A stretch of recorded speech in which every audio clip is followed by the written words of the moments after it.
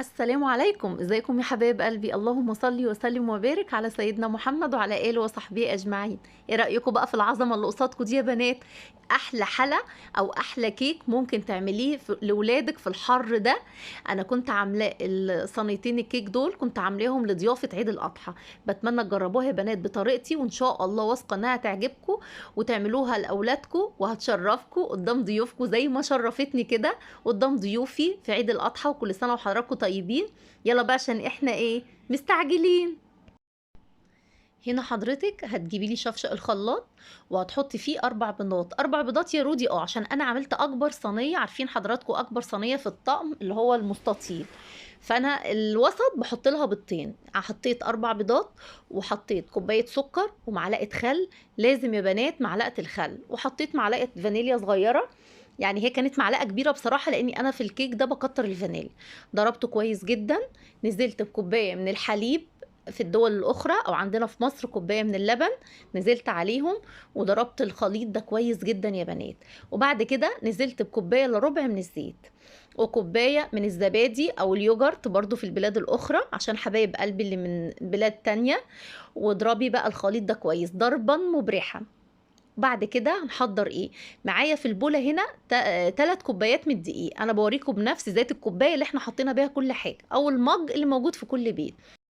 بنزل عليهم بكيس كيك شيف وذرة الملح أو رشة الملح اللي بتبقى في كل المعجنات، ومعلقة صغيرة من بيكربونات الصودا. ونزلت بالخليط مرة واحدة لأني أنا عارفة إن مقاديري مظبوطة على الشعر. وقلبي يا بنات في اتجاه واحد. الخليط هتقلبيه في اتجاه واحد. بصوا هو بنفس القوام اللي حضراتكم شايفينه. بعد كده بقى هنجيب صينية، هندهنها بالسمن وهنبطنها بالدقيق. انا دي كانت اكبر صينية في الطقم. حضرتك ممكن تقسمي المقادير دي لو هتعملي صينية وسط. تقسمي المقادير، يعني بدل كوباية حليب تبقى نص نص، 4 بيضات بيضتين كده يعني. ونزلت بقى بالخليط زي ما حضراتكم شايفين كده. وبأي ستيك أو عود خشب تظبطي كده في الخليط عشان تبقى الصينية متساوية.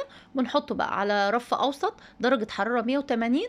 بيقعد من نص ساعة نص ساعة و5 دقايق، كله حسب فرن.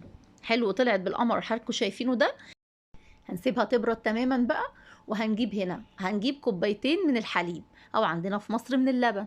هنحط عليها معلقه من اللبن البودر الكبيره، ومعلقه من الكريم شانتيه لو متاح يا بنات، ورشه من الفانيليا.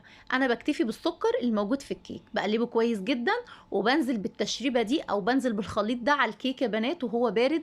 بصوا بتتشرب الكيك بيتشربوا. ومش عايزه اقول لكم التركايه او الخطوه دي بتفرق قد ايه في طعم الكيك. ونصيحه بقى من اختكم كده: اي كيك يا بنات، اي كيك، الكيك اليومي، كيك بالشوكولاته، اي كيك، يا ريت تعملوا الخطوه دي. بيفرق جدا في طعم الكيك يا بنات. هنا بقى نسيب الكيك يتشرب براحته. يلا بقى عشان نعمل الكريم شانتيه. انا هنا معايا كريم شانتيه خام. انا هنا مزوده الكميه علشان انا عامله صينيتين من الكيك. انا هنا نزلت بكوبايتين من الكريم شانتيه عليهم. كل كوبايه كريم شانتيه بتاخد معلقه لبن بودر. يبقى حطيت معلقتين لبن بودر لكوبايتين. وكل كوبايه بتاخد معلقتين سكر بودر او سكر عادي. انا هنا نزلت ب4 معالق من السكر البودر، عليهم رشه فانيليا بتفرق جدا يا بنات في طعم الكريم شانتيه. ونزلت بكوبايتين من الميه الساقعه جدا، ويفضل كمان يبقى فيها تلج. الكريم شانتيه قد الميه. اضربي بقى ضربا مبرحا كده.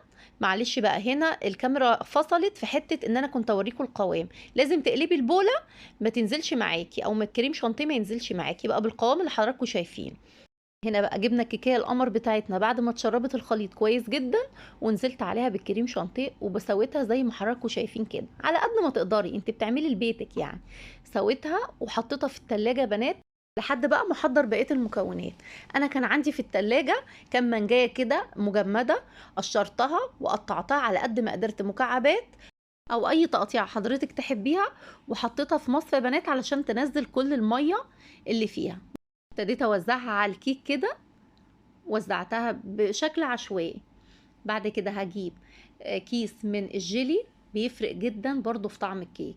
كيس من الجيلي نزلت عليه في كوباية مية سخنة جدا، يعني اغلي كوباية مية وحطيها وانزلي بكيس الجيلي وقلبي كويس.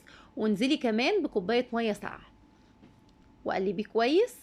وهنسيبه يهدى برضو. دي حطيتها في التلاجة لحد ما الجيلي يعني خلاص تحس ان هو بارد يتحمل ان احنا نحطه على الكيك. حلو كده. ابتدي بقى بالراحة كده، حطيته على الكيك او نزلت عليه بالكيك نص ساعة في التلاجة، لان الصينية كبيرة وكيس جيلي واحد جمد بسرعة.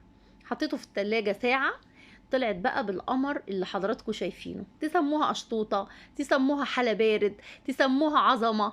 حضرتك بقى هنا قطعيها بالشكل اللي حضرتك تحبيه. بتمنى تجربوها بطريقتي، ولايك وشير لو عجبكم الفيديو، وكل سنة وحضراتكم طيبين. استودعكم الله الذي لا تضيع ودائعه.